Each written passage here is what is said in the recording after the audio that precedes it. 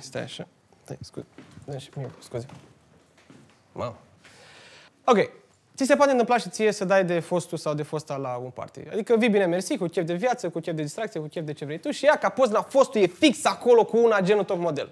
Iar tu ești singură cuc.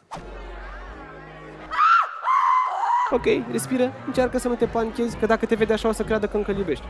Bun, pari stăpână pe situație, acum ascunde-te. Nu acolo că o să te vadă. Nu-i bine.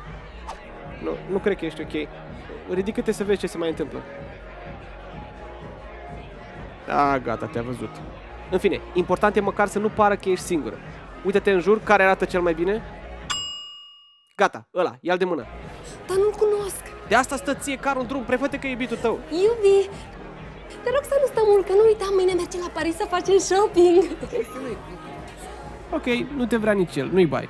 Ia o pungă de tortilla că urmează niște întrebări acum. Cine era ăla? Îl cunoșteai? Nu-l cunoști, nu? Cum de-ai venit aici? Pentru mine așa e? Ești disperată, nu? Plângi seara. Plângi și ziua și seara sau plângi într-una? Și acum răspunde omului.